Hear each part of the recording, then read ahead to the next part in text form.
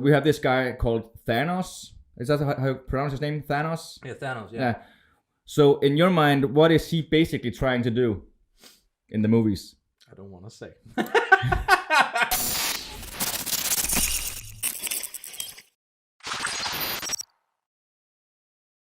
Welcome, Dan Rose, to the Beneath the Music interview. You just released a new song. Yeah. Can you reveal the title for me? The title of the new song is What They Want. What They Want. What They Want. It actually used to be What They Want and then a parentheses, You Are So Fucked. I just removed that last part, so it's now just What They Want. Then it suddenly became radio friendly in the title, but the rest of the song isn't. You're still having that line in the song, right? That line is still very much in the song, but the title is radio friendly. Yeah. So how do you feel now that the song is finally out? I feel great about it. I've been working on this song since last summer, and I haven't released any music since last summer. So this is like the first time I'm revealing any of the new stuff I'm doing. Yeah. So I feel great about being able to share and show people this is what my new songs sound like. Yeah. How come you haven't really released new tracks ever since then? Well, last summer I released an entire EP of songs that I made in a studio with an awesome producer. Yeah. And honestly, I wasn't entirely happy with the results of the songs, so I needed to take a step back. So, to whoever worked on these tracks, we're so sorry. Your artist isn't really happy about it. Well, the songs sounded great, but I just looking back at it, I didn't feel like artistically that's what I wanted to do. So I had to take a step back and like really dig deep and figure out what do I want to say, because the last song I released, it was pretty much a straight up love song. It was cute and all, but it didn't really do much for me. Yeah, like you somehow changed the perspective into when you're doing songwriting. You usually had these cute lovey-dovey songs that's like we know from back in the day, and suddenly you change your perspective into some more like climate and sustainability and the minimalism issues. Yeah. How come you took that turn? Well, I think, I don't know what exactly happened, but something happened. And I've always had a love for minimalism and sustainability. Yeah. And the climate crisis has always been a concern for me ever since I was a kid. I think I just came to the point where I realized that how I feel inside and the things I really think about on an everyday basis, that should actually be what is in my songs. Yeah. And no disrespect to my older songs, but yeah, it was pretty lovey-dovey. And sweet on the surface. Yeah. But yeah, I just came to the point where I realized if I want to be really serious as an artist, I have to really speak my honest truth and not just talk about the good things in life. I have to talk about everything in life. And you're doing that very well with this new track, by the way. Thanks. So cheers on the new track. Oh yeah, cheers. In my favorite Danish beer. Yeah. Odense Pilsner. Odense Pilsner. Not sponsored. Yes. Not sponsored yet. But you can call me. Yeah. Cheers. Anyway, like then we're spinning into the song. I have a few questions about the song actually. Yeah, go. There's a story going on within the story. Like, what's the story you're trying to tell the audience here? Well, the story is the song starts out with the line which is who stands to profit when the trees are all gone? Yeah. And I can't say that's a powerful line, by the way. It's powerful, but I can't say it's really original because many people have said that in various ways. It's just a statement of saying who needs money when the world is dying. Yeah. So I just set the tone in my story with that line, so we know what we're talking about. And then I tell a story about not only how people are destroying the earth for profit, but they're also destroying people for profit. The entire economic system in this world is designed to make the rich people richer and the poor people even more poor. And so, which is why I'm still doing this. Yeah. So the story is basically just a guy saying, "Wait a minute, why are we doing this?" Yeah. What's the bigger point in this we're doing? That does make sense. Do you feel that message actually got communicated to your audience with this track? Yeah. You have that. Yeah, I really feel that. And the entire chorus is like, you're so fucked. I basically say, in the verses I sing about what is going on in the world, and then the chorus I pretty much sum up that we're all pretty doomed if we let this continue. And I think that comes across pretty straightforward. Yeah. How did this story even come to be? Well, I write a lot of songs, so sometimes I can't really remember like the first idea for a song when you're writing different narratives of the song, like exactly. So variations going on. Exactly. I write a lot of songs, but actually this song is like the most important of all the new songs to me, anyways. Yeah. So I should be able to remember it, but I'm not really sure. I just know that I was really thinking about the environment first and foremost, and also Greta Thunberg, the climate the climate activists, and her work with Fridays for Future. It's an entire organization based on peaceful protests. They basically just want to tell us all that we need to change. She's kind of like one of the most beloved and most hated people on earth. Yeah, and for actually just speaking up. Yeah, and that is a true sign of being a hero. Yeah. Like you're gonna divide the public. Yeah. So Greta Thunberg, and we also have some other organizations called Extinction Rebellion, who are more aggressive, and Just Stop Oil, who has also done some really amazing hardcore protests in the last few years, trying to remind us all shit is going on. So that was basically pretty much what was on my mind when I started writing this song. So Greta, if you're watching this, you have a fan right here. For sure. Do some collaborations, will you? I'm ready. So yeah, I mean, like that's actually inspired me into my next question. Is like, what's the role, your role specifically, within this story? Well, it's funny you say role. I pretty much don't play a role. I just put myself in the story.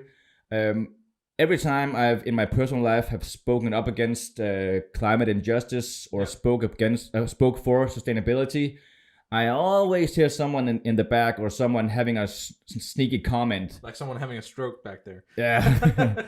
Well, a few years ago I released a CD and I made sure the entire CD was absolutely carbon neutral and made of plastic bottles. It was totally sustainable. And the most comments I got was people like raising doubts about it and raising doubts about my entire attitude towards sustainability. Like asking, what about the hair products I use? Is that sustainable? And what about that last shoe you bought? They have no idea what my life is. They just expect that I am a hypocrite in some way because I'm not 100% sustainable. So they're like lashing out at random in some sort of way, just to like, yeah, you have a big voice and everything, and you're trying to do something good, but we want to tear that good down. Yeah, exactly. What do you think this actually is? Why is this happening? Well, it's for many people, it's way easier to do that than to actually believe that we need to change, that we need to live more sustainable. It's way easier to just make fun of those who dares speak up against what is going on. Yeah. So that was a few years ago, and it actually brought me down a bit. I felt me closing in. I didn't want to speak to people about it because it usually gave a bad reaction. But I came to realize I can't keep that in. No. So I just embraced it fully, and I did it also here in my music, with this song in particular. Yeah, I could imagine like changing your perspective in different, like for so many years you have been playing music. How many years now? Too many years. Too many years. Yeah. I released my first solo EP in 2014. That's a while ago. So people are used to you having written all these lovey-dovey songs, as we mentioned earlier, and then suddenly you're changing your whole perspective, your whole persona, into writing all these protest and climate awareness songs. And how did that affect you mentally? Well, I actually have always written a few of these songs. I have just sneaked them in the back, yes. like the final track of an EP or something like that. So I always released songs with this content. Yeah. But you're right. Now it's like my main content. So it's not like a sudden change. It just I got rid of the lovey-dovey stuff. It's kind of like your alter ego finally showing. Yeah, and that's my true person coming out here. Yeah, my true personality. So obviously, when I used to just speak a little bit about the environment, some people were trying to tear that down. Yeah. Now I'm speaking a lot about it, and there's still haters out there. That's for sure. We love you, buddy. Yeah. But what really has overwhelmed me is how many people have a good reaction, a positive reaction, and telling me how great it is that I'm courageous enough to speak about these things in the hope of inspiring other people. So I'm getting some really good responses. So you're feeling that you're getting better responses. Yeah. Overall, yeah. Okay.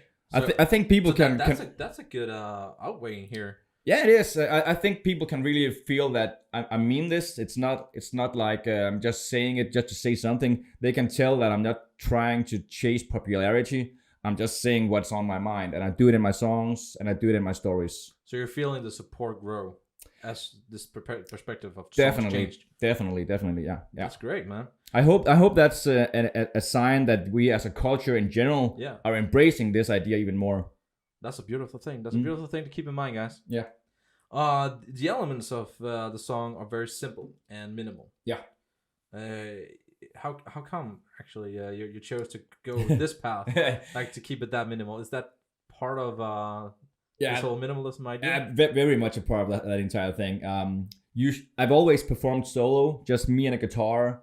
Sometimes a tambourine or something also on my foot, like foot stomping. I want to see that.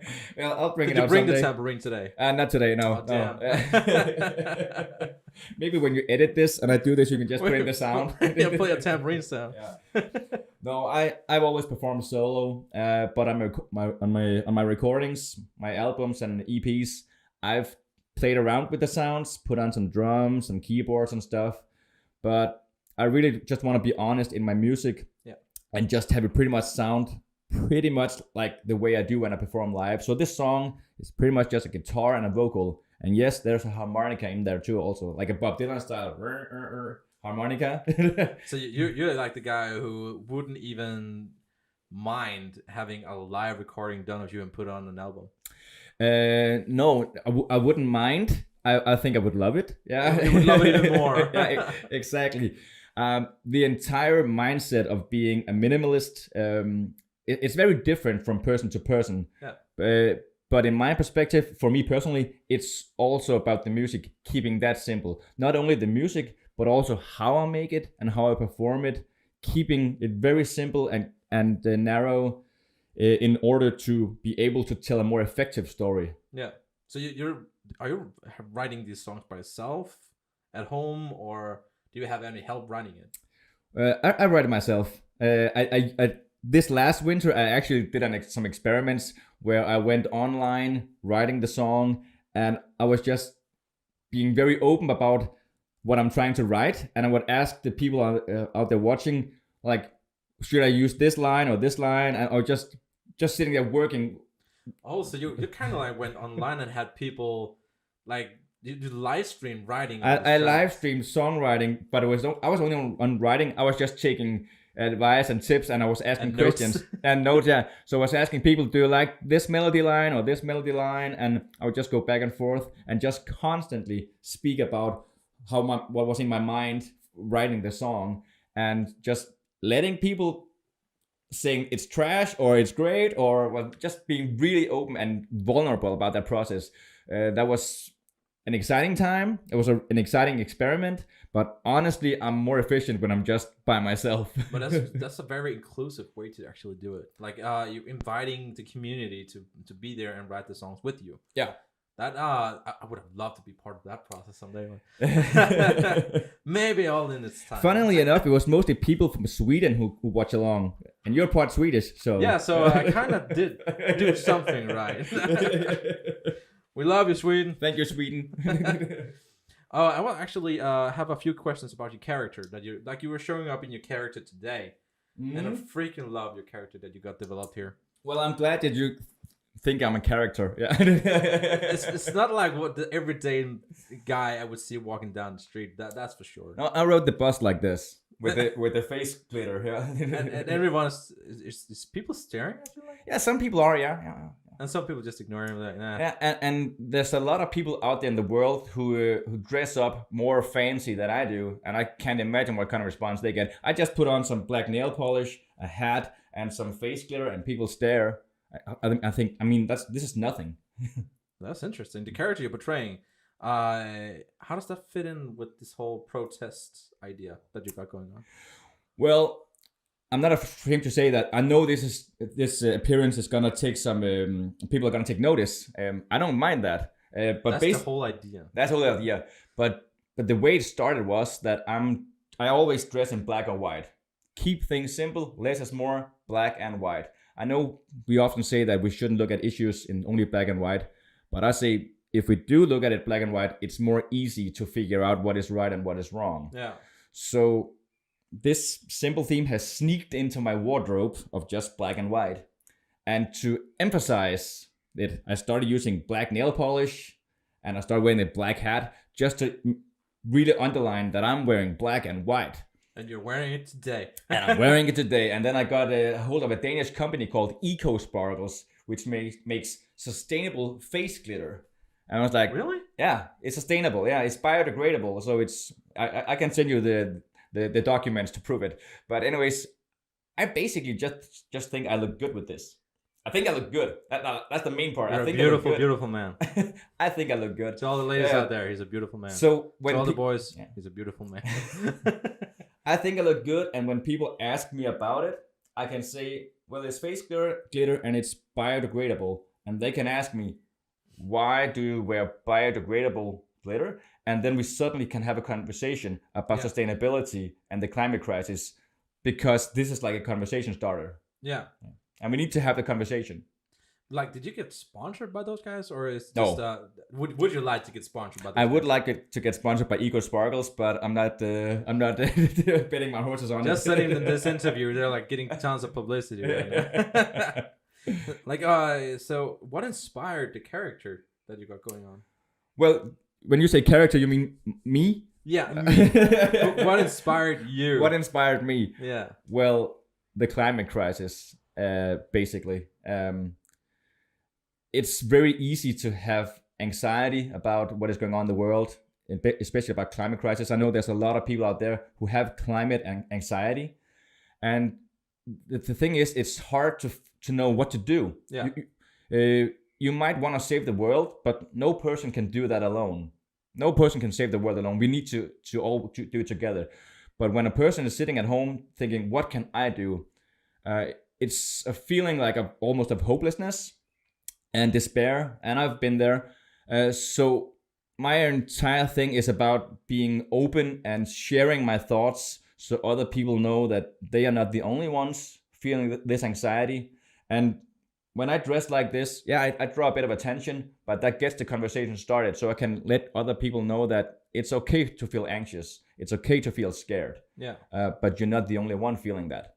I love the idea that you're just a guy traveling around with his guitar in his back. Yeah. Like, do you even have a car?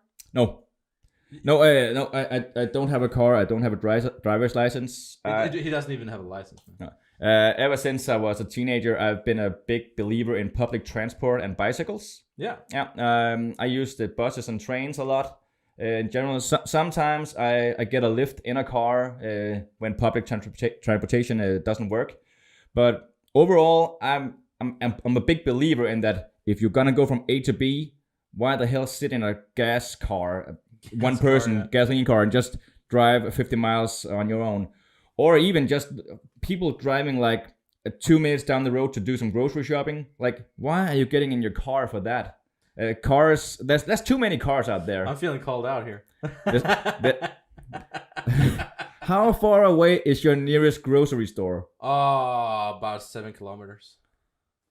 Yeah, that's on the edge. Yeah, I get that. Yeah, I'm not going to walk that far. No, but if it was only like 400 meters, you could just walk. I could just walk. Yeah. Yeah, exactly. And there's people who don't do that, and I know it's a free world mostly, but I don't get that. Like, why get in the car for so little? In general, there is just too many cars on this damn planet. Especially with these gas prices, man. Especially with the gas prices. Yeah, yeah. It's just expensive driving around doing anything. Stop driving your car so much. We were. You killed a bug? Yeah, actually just caught it. Like, bye. Wow, this show just got bloody. We were talking about your idols earlier, and kind of spinning back to it. Like, do you have any besides? No, you mentioned Greta. Yeah, Greta Thunberg. Yeah. Yeah. Do you have like any artists you look up to with the way you portray yourself? Well, I usually say that I'm like a stereotype. Musically I like Bob Dylan. I pretty much just like Bob Dylan. I listen to a lot of Bob Dylan. I also listen a lot to the band called Manic Street Preachers, who are very political, and that have always inspired me. Yeah. I sound nothing like the Manic Street Preachers, but their engagement with political issues has always been a huge inspiration. Yeah. Otherwise, it's rock bands like I listen a lot to Nirvana, the good old Nirvana. Yeah. Rest in peace. But yeah, it's guitar music.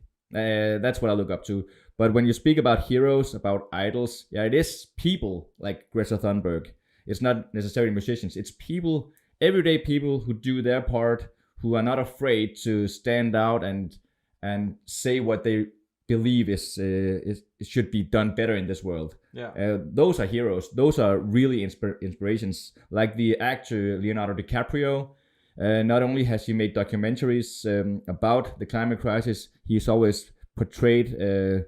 He did a movie on Netflix called Don't Look Up about this entire issue, and he supports a lot of organizations with money and time, and spreading awareness about the social and climate injustices going on in the world. So, people are heroes. People are heroes. Yeah, I love that idea actually. That we portray some of the political fires that we actually have, kind of like a superhero in a way, like drawing those parallels. For myself, I'm a huge fan of like Spider-Man from the Marvel Cinematic Universe, and he is doing this by choice, but he's not the most beloved hero out there, and he has personal problems as well. And I could imagine like someone like Greta could in some way find that parallel in the way she actually lives her life now. Yeah, that like she can't go outside of a door anywhere without like getting thrown a tomato, but she's fighting for the greater good. She is. Yeah. Well, speaking of Marvel, you said it. You've seen the Avengers movies, right? Yeah. So we have this guy called Thanos. Is that how you pronounce his name? Thanos? Yeah, Thanos. Yeah. So in your mind, what is he basically trying to do in the movies? I don't want to say. He's basically trying to save it. He's trying to save the planet. Like I was sitting there through the entire narrative of his plan. Yeah. And I was sitting there. The guy actually makes sense. Thanos makes sense. Why are we fighting this dude? Yeah. So, and if you haven't seen the movies, and like mute this right now. But of course, it ends up Avengers save the day, and what do? They go eat hamburgers. But the fun part of it, like that's the plot hole of the whole thing. If he can remove half the universe by just snapping his fingers, can he create more resources? I don't know. that was like, dude. Yeah. But basically, Thanos makes sense, and the Avengers just want to eat hamburgers. Yeah. And it's like, is that? They had a rough day. Yeah. It was like watching that movie. It's like, is that what I'm supposed to leave the theater with? That we just need to be eating hamburgers and just multiply and just destroy the planet because we are free. Thank you, Disney. Yeah, thanks. That's a weird ass movie. Yeah, like I was kind of I was a huge fan of the MCU until Endgame, because the Endgame was like a 10-year lead up. Like it's like a riser and an impact that falls kind of flat. Because I felt the Endgame movie was kind of flat. Yeah. Like the whole time traveling thing, and like you created so many plot holes for yourself right there. Yeah. Like what is even happening? But yeah, let's move on to. I want to know a little bit more about your career, like from where you came and until you got to the point you are now. Yeah. Like, do you feel of course you feel some sort of difference in your perspective of things, but did you feel how much of support difference did you find? Support difference? Yeah. Well, actually, when I first released my first EP in 2014, I was like, hello world, here I am. And there was a lot of people, like family and friends, who was like very supportive. Yeah. And as time goes on, close family and friends are not that impressed anymore. I know the feeling. Yeah. My mom. We've heard your songs, Dan. We're heard by now. Yeah. Like now go show them to someone else. And that's actually the way it works. Like I had to go show it to more people instead of just the same people that were very close to me. Yeah. So for each time I've released music, it's like it's been another step, finding new people who likes this music that I'm doing, who likes the messages, who responds on an emotional level to what I'm doing. Yeah. And with this new song and the other songs that are coming, I really like hold nothing back. I'm just really expressing myself, and I can feel that that rings a bell with some people. Like it's easier for them to grab onto what I'm doing when I'm not playing so mysterious or just singing about love. Yeah. When I'm speaking and singing about real issues, that's more for people to like. They're like spreading the word automatically by now. Yeah, it way more than before. Let's say that. Yeah. Yeah. Like, how do you feel about the concerts that you've been playing? Yeah. Do you feel there's like an uprising in some sort of way in how you portrayed your concerts way back in the day to what kind of shows you're playing now? Yeah, in a way that I'm still just a guy with a guitar and some honest songs. But recently, I've been booked to not only perform but also speak at some events about sustainability. Yeah, like I noticed that. Yeah, so in this spring I've been on the road a bit and performing at sustainability and climate action events. And I've also got some other gigs coming up down that line, which is not public yet. But I can definitely feel that before I was just only performing at venues and festivals. But these days I'm pretty much performing all other places than that. I'm performing in people's houses. I'm performing at conventions. I'm performing at camps. So yeah, people want to hear and what I have to say, and they want to talk to me about it. Yeah. When I go to perform, people want to hang around, but afterwards and talk about the issues. And that's a real game changer, that we can have a conversation afterwards. Yeah, like you're finding, instead of community finding you, you're actually finding community by performing in places of interest of the cause you're actually spreading. Yeah, I've actually had to turn down some gigs because there was too many requests for gigs at the same day. That's a luxury issue right there, guys. I had one day where I had to perform 2 gigs at 2 different venues about sustainability, and I had a request for a 3rd gig in the other end of the country that same night. It was a weekend convention about sustainability and the climate, and I had to say I just can't make it, but keep me in mind for next time, because I really want to talk to you guys and hear your thoughts too. Yeah, that's great. That's very, very positive. So what would you say is your biggest achievements so far? Like in general? Yeah. Of course, music-wise. Music-wise, my biggest achievement so far, well, I'm not really one to measure achievements like that. I'm more like a day-to-day guy, like what makes me happy today, what am I proud of today. Yeah. But I have a few gigs that I played, like where I was like, I really want to play that gig. It's like a dream gig for me. Like in Copenhagen, there's a venue called LUCER, and one time I played there, and just being there on that stage was a dream come true, a big achievement in itself. Yeah. Also in Iceland, there's a festival called Iceland Airwaves. Me and my wife, we went there for our honeymoon to see some music, and we loved it. So I said right there and there, I want to play here next year, and I did. And you actually did? I did, yeah. So that entire year was me like working like only to perform at that festival. You actually dedicated your entire 12 months to like catch that festival. Exactly. Trying to convince them that I was a perfect fit until they agreed. That's amazing. That's really amazing. That's very inspiring. And it was fun. Like it's fun to have like a real hard specific goal. Yeah. And chasing that goal. That is fun. Yeah. So this new song that we're like spinning back to it, how long has it been out now?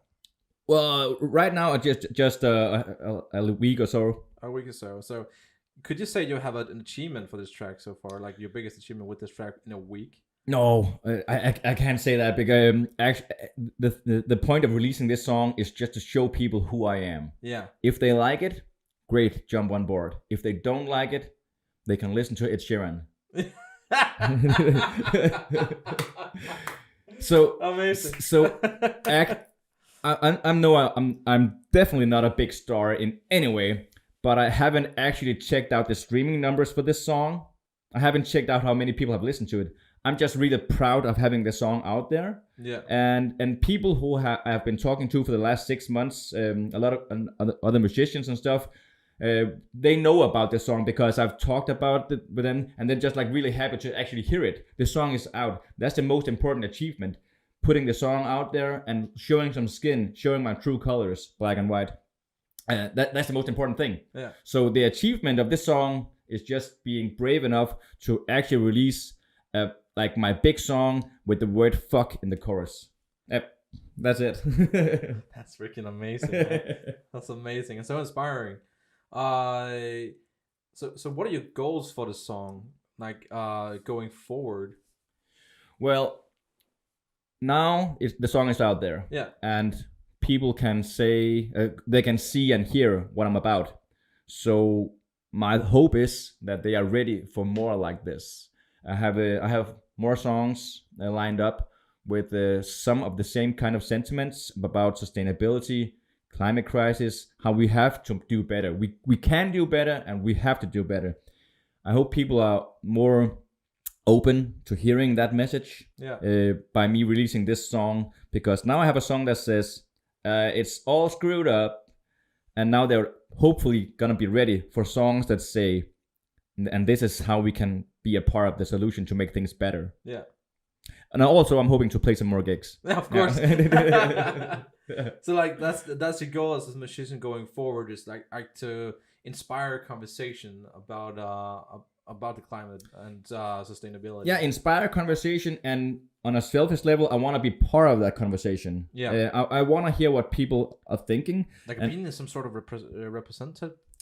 Is that the word? Yeah, I don't mind being out there and being the one that people can throw tomatoes at if we can just have that conversation. Let's talk about sustainability. Let's talk about waste management. Yeah. Let's talk about all those issues. And when we finish talking, well, let's do something about it. Yeah. I want to have that conversation. I want to hear what people are thinking about it. Yeah, that's amazing.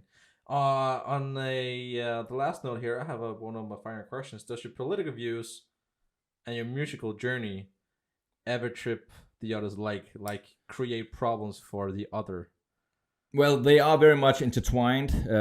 My political views and my musical, what did you call it? Your political views and your musical journey. My musical journey and my political views. Yeah. Do they ever trip each other up? Well, no, I don't think so. They're part of the same. They're part of me. My political views and my musical journey, it's one.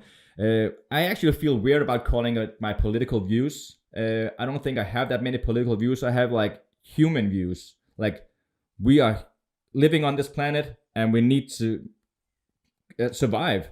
We're living on a floating rock in space, and it's our only home. Yeah.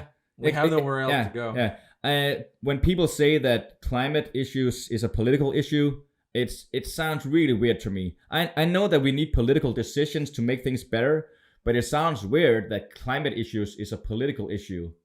Like, it doesn't ring true to me. So honestly, I really sympathize and empathize with the politicians who first and foremost is about the climate. Yeah. There are other issues, might not always be ones I agree with, but if your most important issue is a greener and more sustainable future, then we have something good going on. We need more politicians like that. So when you're like a political, more like let's say a climate fighter in a way. Have you ever seen some of the documentaries about Leonardo DiCaprio's journey with the with fighting for the climate? Yeah. I love documentaries. I really love documentaries, and especially about the climate. So yeah, I've been watching a lot. Even like just National Geographic has a lot of cool movies showing how the world is changing, how the climate is changing. Like it's so easy because these days we as humans, we are documenting everything. We are taking pictures and videos of everything, so we can actually see how things are changing. Yeah, we can see that the glaciers are melting. We can see that the water levels are rising. We can see that we have more tornadoes than we have ever had before. We can see that things are changing. And those documentaries, like, yeah, some people might say that they are like biased, but yeah, show me the other side of it. Yeah, we can talk about it. Show me where the grass is greener. Yeah. You brought the artwork with you today. Oh yeah. On a finishing note, we would like to reveal the artwork here underneath the music interviews. Yes. So I have it behind your pretty orange amp here. Yeah. So yeah. So this is what the single looks like. The artwork for it. Just show it up in this side, I guess. So this is what I would actually call a piece of art. And I can do that because I didn't make it myself. Well, there's an artist called Niels Mågaard. He goes on Instagram by Arga Vilda, a brilliant artist, which I contacted and said, well, I want to release a song that shows the true colors of me. So I sent him a lot of photos and he edited them. So we end up with some artwork that shows my face like coming apart, like the inside is like exploding, coming out. It really kind of looks like a painting in a way. Yeah, exactly. Yeah. So thank you to Niels for this beautiful piece of artwork. Yeah. Even had some roses. I don't know, it's because my name is Dan Rose. He thought that roses would be appropriate, but I like it. I think it looks good. You're making roses blossom. I think it looks good. So here on the final note, do you have any end statements you want to share with people today? I probably have lots. How much time do we got? Let's say you have one end statement. Yeah. Well, I just hope that people will listen to the song and maybe they can smile about it a bit because it is kind of funny in a way. But I also hope it inspires them to think about what the statement is. Like, is everything so doomed? Yeah. Are we all gonna like perish if we don't change? Yeah. I want people to make up their minds. I want people to speak their mind so we can have this conversation. And so I hope to see people when I play more gigs, see them have an opinion about the songs and having thoughts about what can we do better, because there's no doubting that we can do better, we can do it together, and we should do it together. Basically, yeah. On that note, I will say cheers and congratulations on your new single. Cheers, thanks. Dan Rose, ladies and gentlemen, go find him on Instagram, go find him on Facebook, on YouTube. Yeah. Do you have a TikTok? I do have a TikTok, but it's mostly Instagram, Facebook, and YouTube. But you can find me on TikTok if you're sneaky. If you're sneaky, yeah. On that note, I hope you enjoyed this interview, and thank you so much for coming by. Thanks for having me. You're always welcome here, dude. You're always welcome here. So remember to hit that subscribe button, leave a like, leave a comment. It's for free. We really appreciate it here. And see you guys next time. Bye.